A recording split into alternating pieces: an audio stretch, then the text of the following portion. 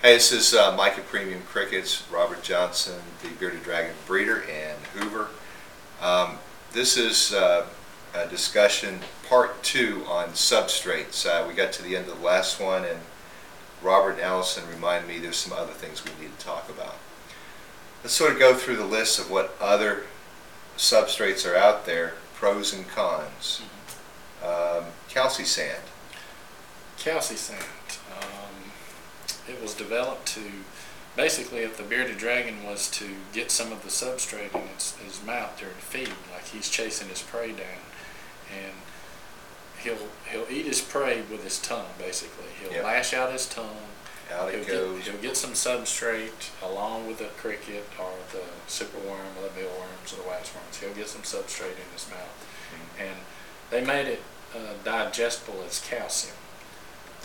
There's been a lot of reports, a lot of people talking to big breeders in the forums that I've read and all. We don't use calcium sand just for the reason of the possibility of calcium overload in their system. Oh, really? Yes. So we tend to stay away from that. Just basic play sand. They get their calcium through their crickets. Yeah. They get their calcium through their supplementation.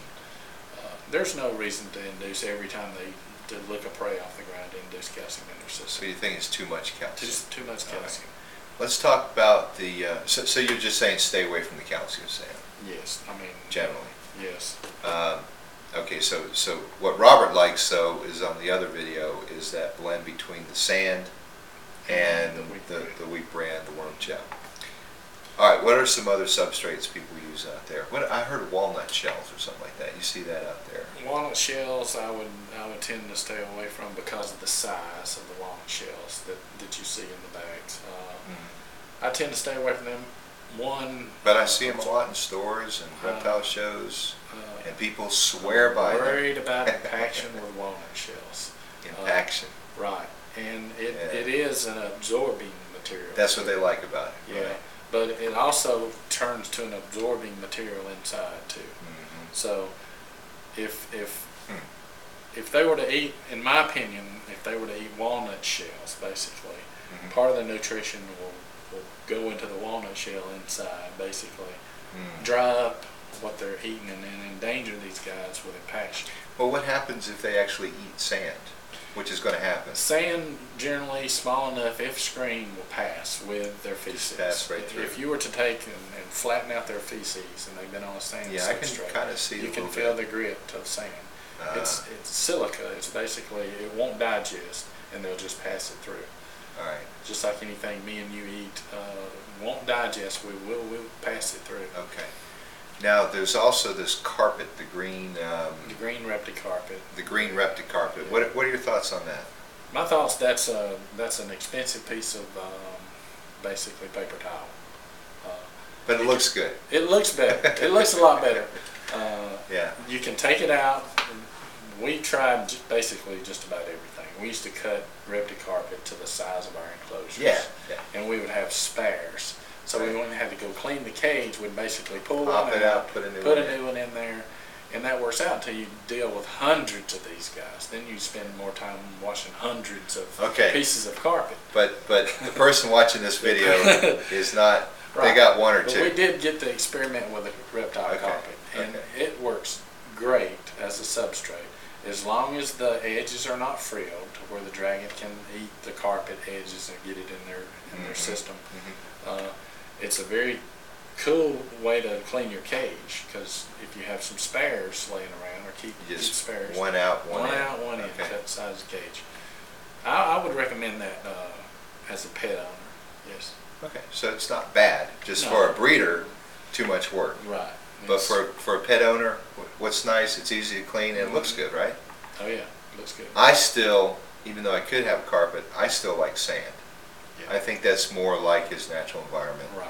These guys, they live on the edges of very arid regions, kind of like our Georgia clay when it dries out. Our red clay.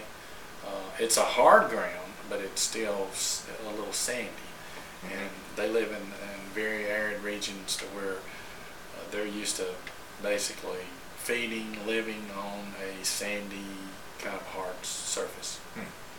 All right, so are there any other kinds of substrates out there? There is some products that are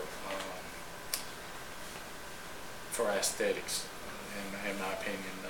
Desert Snow is a product. It's actually, I believe it's aspen bleached and sanitized. It's solid white. Just to change up your enclosure, if you want to go.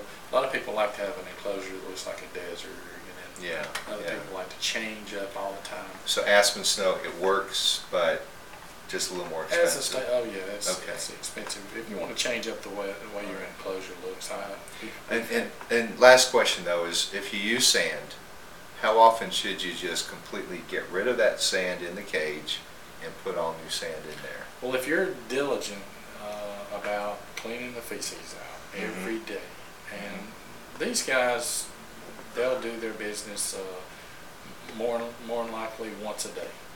So not this guy. Yeah, well, he